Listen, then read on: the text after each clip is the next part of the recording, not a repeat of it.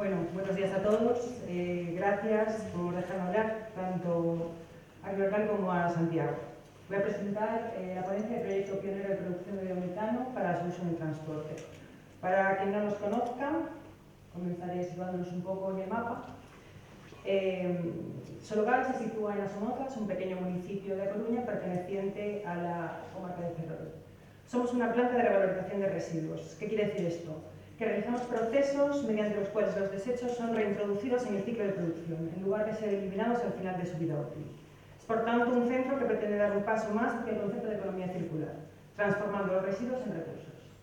Disponemos de un código de tratamiento R3 que se define como operaciones de reciclado y recuperación de sustancias orgánicas que no se utilizan como disolventes. Se incluyen, por tanto, las operaciones de compostajes y otros procesos de transformación biológica. Partimos de residuos agroalimentarios, residuos urbanos, residuos líquidos peligrosos y no peligrosos, SANDAX 2 y 3 y lados de depuración, para generar finalmente agua tratada, fertilizantes, tecnosuelo y biogás. Comentar que el porcentaje de residuo no revalorizable y que por tanto se declara como rechazo es inferior al 1%. Bueno, intentaré describir brevemente qué es lo que hacemos en planta. Tenemos 3 líneas de tratamiento: línea de biogás, línea de tratamiento de residuo líquido y línea de compostaje. Se compone de 6 procesos que están fuertemente relacionados entre sí. El residuo orgánico con capacidad materogénica entra en la línea de biogás, en el proceso de digestión anaerobia. En este punto se generan 2 flujos, el flujo de biogás y digestato para la producción de fertilizante. El grueso del biogás va al proceso de bioupgrading, donde se generará hidrogen y bio-CO2. Y una pequeña parte se destinará al abastecimiento de planta, a alimentar 2 calderas, la caldera de digestión, que satisfará los requerimientos térmicos de los digestores, y la caldera de evaporador. Entramos ahora en la línea de tratamiento de líquidos. En el evaporador se trata de residuo peligroso. Se generan entonces 2 flujos, un flujo de concentrado, que es el principal rechazo de la planta, y un destilado, que se trata en la estación depuradora de aguas residuales industriales. Se alimenta también en este punto residuo líquido no peligroso. De ahí se generan otros 2 flujos, agua tratada y lodos de depuración. En función de si el agua tratada cumple o no parámetros de vertido, se hace pasar por un proceso de osmosis inversa o no. Comentar también que en este punto se alimenta otro tipo de residuo líquido no peligroso. Por último, pasamos a la última línea de tratamiento, que es la línea de compostaje. Los lodos procedentes de la depuradora se centrifugan y se mezclan junto con otro residuo orgánico para dar lugar a la enmienda orgánica.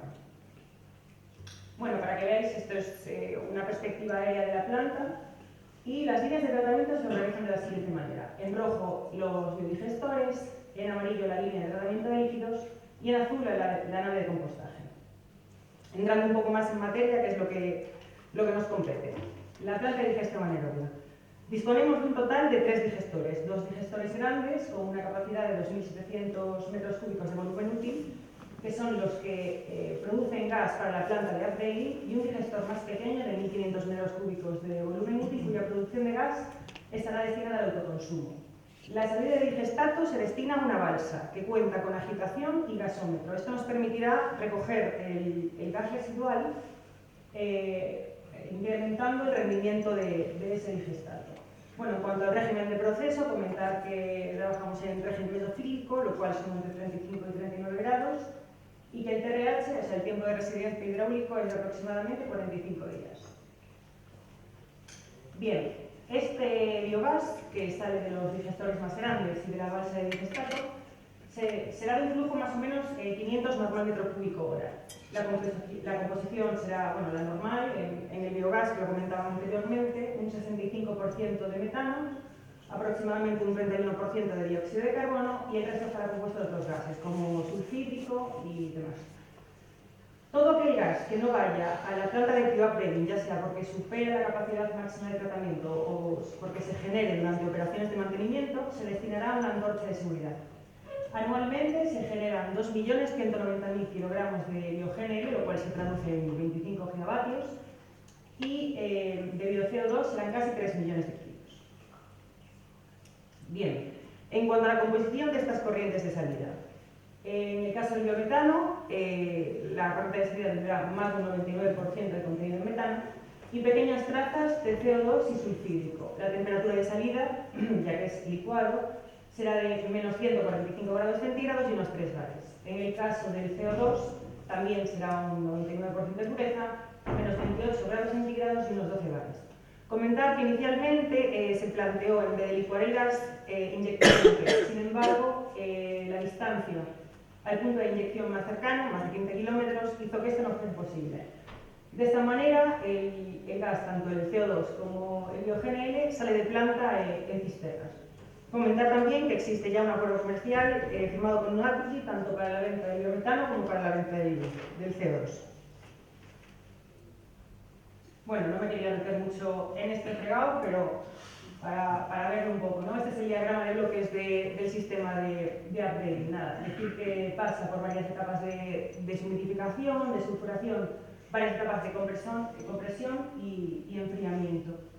El tecnólogo encargado del diseño del proceso es ADD Synergy, del grupo Pietro Fiorentini. Hablaremos ahora de los usos industriales del bio-GNL. Puede ser usado como carburante en transporte marítimo y terrestre, también ferroviario, o como combustible en calderas. Ventajas.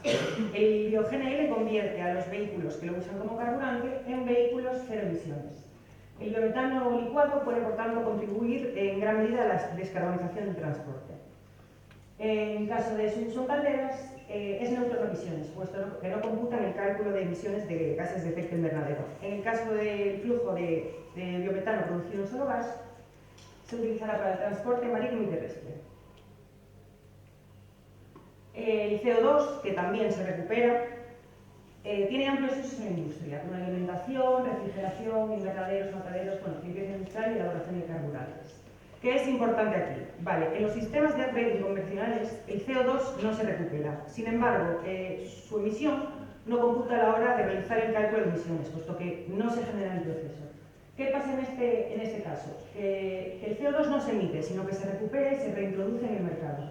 Entonces, no solo no computa, sino que además supone un ahorro mayor, una reducción mayor en las emisiones de gases de efecto invernadero. En el caso de flujo de CO2 producido en solo gas, su pureza permite que sea usado como aditivo alimentario, en este caso el aditivo E290. Bueno, queda claro en este punto que la viabilidad del proyecto no reside solo en la venta de bio-GNL, sino en la correcta gestión de todos los flujos. Partimos de una correcta elección de la dieta de los digestores, no solo escogiendo residuos que tengan una gran capacidad metanogénica o que produzcan una cantidad adecuada de gas por tonelada, sino deben ser residuos cuyo OLER sea compatible con las certificaciones de sostenibilidad y que sea compatible con la producción de fertilizantes. Por otro lado, en cuanto a los flujos de salida, el biometano deberá estar certificado como sostenible por ISCC. El bio-CO2 debe tener calidad alimentaria y, por tanto, debe estar certificado por la FSC 22000. Y, por último, el fertilizante producido a partir del digestato debe cumplir con legislación vigente y el objetivo de Sologas es, además, mejorarlo. Sobre la certificación del bio-CO2 no tengo mucho más que decir, sin embargo, sí quería parar un poco en cuanto a la certificación ISCC y a la producción de los fertilizantes. Este tema ya se ha comentado en ponencias anteriores. Nosotros actualmente producimos un fertilizante registrado como Sonorganic NPK1. Se produce a partir del digestato y debe estar aditivado con abono inorgánico para poder cumplir con parámetros exigidos tanto con la legislación europea como la española. El objetivo de esta inversión que se ha hecho en equipos de separación es poder eliminar una gran cantidad de agua y aditivar el digestato con su propio residuo. Entonces, el digestato que sale de la base del digestato pasa a un principio de separación, en un tornillo separador. Se separa una primera fracción sólida y la fracción líquida pasa a un separador vibratorio. Aquí se elimina el grueso de los sólidos y se pasa a un proceso de recuperación de nutrientes por nanofiltración. Se obtiene en este punto un concentrado de nutrientes NPK y agua recuperada, que se lleva al tratamiento de ósmosis inversa para posteriormente poder verterla a cauce. Se aditivan, por tanto, estos nutrientes a la fracción sólida separada inicialmente y se lleva a la zona de maduración. ¿Qué hemos conseguido entonces? Hemos conseguido tener una alta recuperación de nutrientes NPK sin necesidad de aditivar. Hemos obtenido un flujo de agua que puede ser vertida a cauce hidráulico y hemos eliminado una gran cantidad de agua, reduciendo los costes de transporte y de energía para el secado del fertilizante. Por último, voy a hablar ya de la certificación de sostenibilidad de bio-GNL. cobra mucha importancia la certificación de sostenibilidad, es decir, la verificación del cumplimiento de los criterios de sostenibilidad bajo un esquema voluntario de certificación. Los criterios de sostenibilidad son un conjunto de requisitos y especificaciones aplicables a las materias primas, los residuos y los procesos para la producción de gases renovables. Debe certificarse la totalidad de la cadena de suministro, desde el punto en el que se genera el residuo, lo cual puede hacerse mediante las autodeclaraciones de sostenibilidad, hasta su llegada al mercado, pasando por la recolección, el procesamiento y el almacenamiento. Sologas es considerado punto de recolección y centro de procesamiento. Bajo esta certificación se lleva a cabo el cálculo de la huella de carbono, medida que evalúa las emisiones de gases de efecto invernadero asociadas a una actividad específica. La huella de carbono es indispensable para poder comercializar el biometano o biogénero. La metodología de cálculo es la recogida en la Directiva 2001 de 2018 Energías Renovables, la Red 2. El proyecto debe auditar anualmente por un tercero, según el sistema ISCC, Certificación Internacional de Sostenibilidad del Carbono, y requiere auditar, como bien decíamos, la totalidad de la cadena de suministro. La huella incluye, por tanto, la materia prima, el transporte de los residuos, la fase de transformación y también la fase de uso. Actualmente, la huella del proyecto es de menos 22,94 gramos de CO2 equivalente por megajulio. Quisiera hacer mención al premio que recientemente se le ha otorgado a Naturgy y a Sologas. El premio a la innovación Neutral Transport. El galardón de Gasman Neutral Transport reconoce aquellos proyectos con mayor potencial de crecimiento en la cadena de valor de los gases renovables. Y ya por último, para ir concluyendo, quería remarcar la importancia de la correcta gestión de los residuos.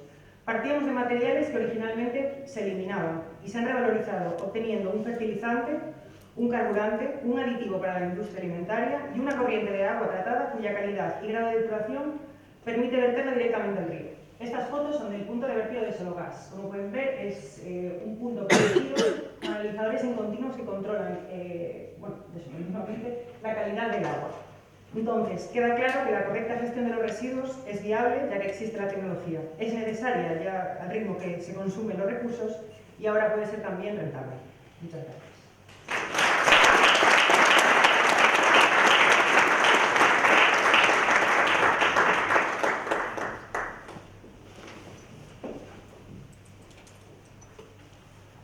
Muy bien, muchísimas gracias.